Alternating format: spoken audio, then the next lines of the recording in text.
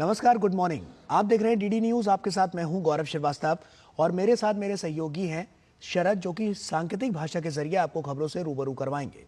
तो खबरों की शुरुआत करें उससे पहले एक नजर इस वक्त की हेडलाइंस पर। बिहार के कटिहार में दर्दनाक सड़क हादसा, कार और ट्रैक्टर की आमने सामने की टक्कर में 8 लोगों की मौत, 2 घायल।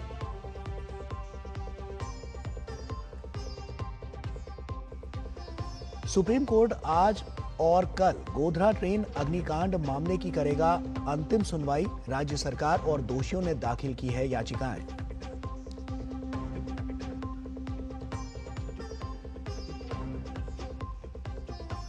Global Access to Talent from India Foundation का शुभारंभ आज। डॉक्टर एस जयशंकर के साथ जर्मनी, जापान, इटली और यूरोपीय संघ के राजदूत रखेंगे विचार।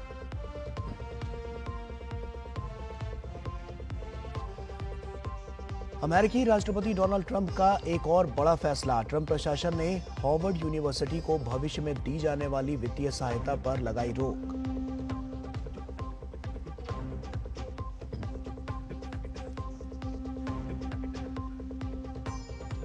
और तैराकी का पावर हाउस माने जाने वाले कर्नाटक के तैराकों ने खेलो इंडिया यूथ गेम्स में दिखाया दम। एक ही दिन में जीते 4 स्वर्ण पदक। आज भी विभिन्न प्रतियोगिताओं में प्रतिभागी दिखाएंगे दमखम।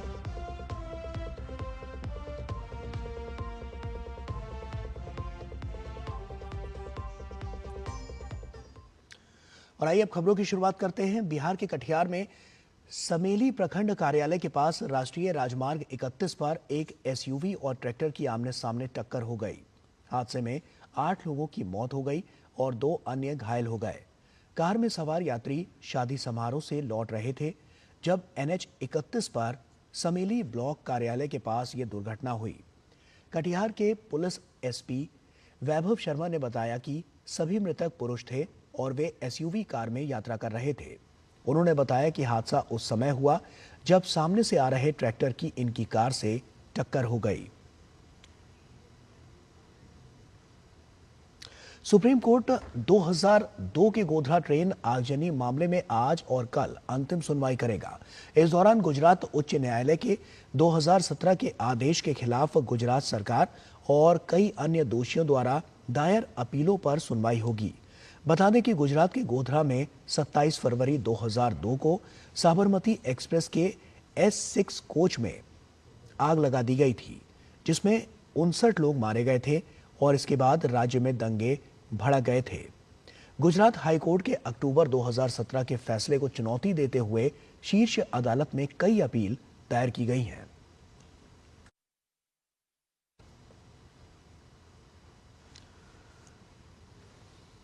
और वहीं Global Access to Talent from India कार्यक्रम का आज शुभारंभ होगा और इस कार्यक्रम में मुख्य अतिथि के रूप में विदेश मंत्री डॉक्टर एस जयशंकर हिस्सा लेंगे।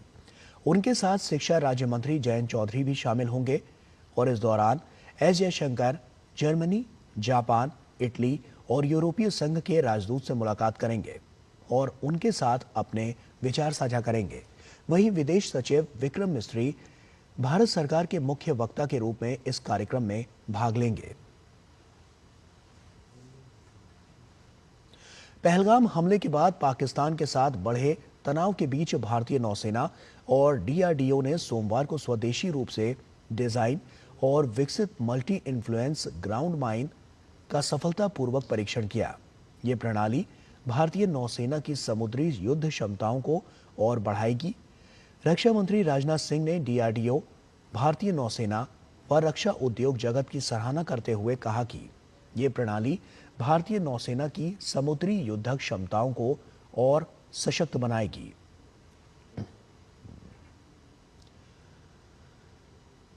जम्मू कश्मीर के पहलगाम में हुए आतंकी हमले के बाद भारत और पाकिस्तान के बीच बढ़ते तनाव को देखते हुए कई इंटरनेशनल एयरलाइंस ने पाकिस्तानी एयर स्पेस इस्तेमाल करने से इनकार कर दिया है।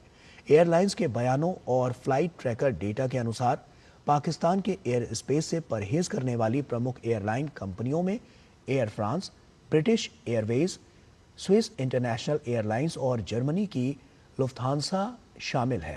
लुफ्थांसा समूह की एयरलाइंस ने रॉयटर्स को दिए गए एक बयान में कहा कि वे अगली सूचना तक पाकिस्तानी हवाई क्षेत्र से परहेज कर रही है। फ्लाइट ट्रैकिंग डेटा से पता चला कि British Airways, Swiss international airlines और एमिरेट्स की कुछ उड़ानें अरब सागर के ऊपर से गुजरी और फिर पाकिस्तानी हवाई क्षेत्र से बचते हुए अपना रुख मोड़ लिया।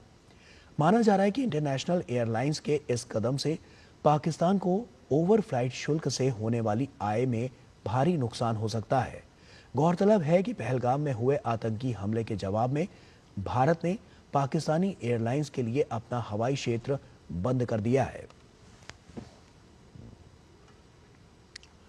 और केंद्रीय गृह मंत्रालय ने देश के 244 चिन्हित सिविल डिफेंस जिलों में 7 मई 2025 को सिविल डिफेंस अभ्यास और रिहर्सल आयोजित करने का निर्णय लिया है। यह अभ्यास गांव स्तर तक आयोजित किया जाएगा। इसका उद्देश्य सभी राज्यों और केंद्र शासित प्रदेशों में सिविल डिफेंस व्यवस्था की तैयारी को परखना और उसे और ज्यादा मजबूत और प्रभावी बनाना है। सबसे पहले एयर रेड वार्निंग सायरन को चालू किया जाएगा। इसका मतलब है कि हमले की चेतावनी देने वाले सायरन को बजाया जाएगा। मॉक ड्रिल में छात्रों और आम नागरिकों को किसी भी आपातकालीन स्थिति से निपटने के लिए प्रशिक्षित भी किया जाएगा।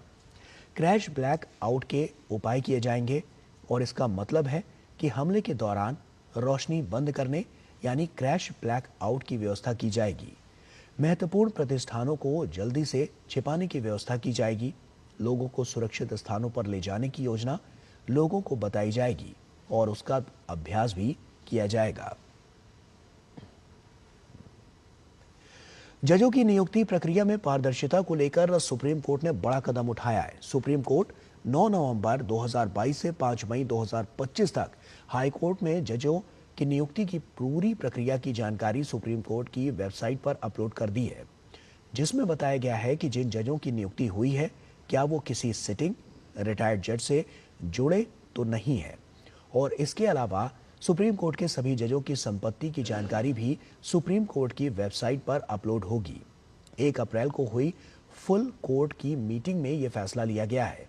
जिन जजों की संपत्ति की जानकारी पहले ही मिल गई है वो वेबसाइट पर डाली जा चुकी है। पश्चिम बंगाल के मुर्शिदाबाद जिले में हुई हिंसा में अपने पिता और भाई को खोने वाले समर्थ दास ने कलकत्ता उच्च न्यायालय में याचिका दायर कर सीबीआई जांच और सीएपीएफ द्वारा परिवार की सुरक्षा की मांग की है। इस मामले में उच्च न्यायालय आज सुनवाई कर सकता है। गौरतलब है कि बीते महीने मुर्शिदाबाद में वक्फ संशोधन अधिनियम को लेकर हुए हिंसक विरोध प्रदर्शन के दौरान हरगोविंद दास और उनके बड़े बेटे की हत्या कर दी गई थी।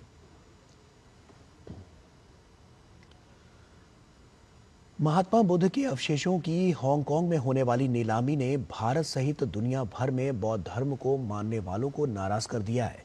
7 मई को होने वाली इस नीलामी को रुकवाने के लिए केंद्र सरकार के सांस्कृतिक मंत्रालय ने सख्ती दिखाई है। संस्कृति मंत्रालय ने नीलामी को रोकने के लिए कड़े कदम उठाए हैं। पुरातात्विक धरोहरों में शामिल होने के चलते इनकी बिक्री प्रतिबंधित है और इसी का सहारा लेते हुए महात्मा बुद्ध से संबंधित ऐतिहासिक धरोहरों की नीलामी को रोकने के लिए सरकार ने कानून का सहारा लेते हुए नोटिस जारी किया है। संस्कृति मंत्रालय ने ट्वीट कर यह जानकारी दी है। ये नीलामी हांगकांग के सोथबीथ में होनी है। महात्मा बुद्ध से संबंधित इन अवशेषों की कीमत लगभग 100 करोड़ बताई जा रही है। गौरतलब है कि अवशेष भगवान बुद्ध की जन्मभूमि कपिलवस्तु के पिपरावा स्तूप की खुदाई में मिले थे। और वहीं अमेरिकी राष्ट्रपति डोनाल्ड ट्रंप ने एक और बड़ा फैसला किया है। ट्रंप प्रशासन ने हार्वर्ड यूनिवर्सिटी को भविष्य में दी जाने वाली $2.2 अरब की वित्तीय सहायता पर तत्काल प्रभाव से रोक लगा दी है। ट्रंप ने इसे संघीय कानून का उल्लंघन बताते हुए कहा कि ऐसी यूनिवर्सिटी को सरकारी फंडिंग का अधिकार नहीं है। ट्रंप ने राष्ट्रपति बनने के बाद हार्वर्ड यूनिवर्सिटी को मिलने वाले फंड की समीक्षा शुरू कर दी थी। इसके साथ ही ट्रंप सरकार ने हार्वर्ड को कुछ नीतिगत बदलाव करने को कहा था, जिसका पालन नहीं करने पर फंडिंग रोकने की धमकी दी थी। और यह मामला तब और गरमाया जब हार्वर्ड के प्रोफेसर्स ने ट्रंप के खिलाफ मुकदमा दर्ज कराते हुए इसे असंवैधानिक और यूनिवर्सिटी की स्वायत्तता पर हमला बताया। तैराकी का पावर हाउस माने जाने वाले कर्नाटक ने अपेक्षित प्रदर्शन करते हुए गया के बीपाड स्विमिंग पूल में आयोजित प्रतियोगिता में 7 में से 4 स्वर्ण पदक जीतकर पदक तालिका में शीर्ष स्थान पर जगह बना ली। गया में अदिति सतीश हेगड़े ने लड़कियों की 50 मीटर फ्री स्टाइल में स्वर्ण पदक जीतकर गत चैंपियन महाराष्ट्र के अभियान की विजयी शुरुआत की।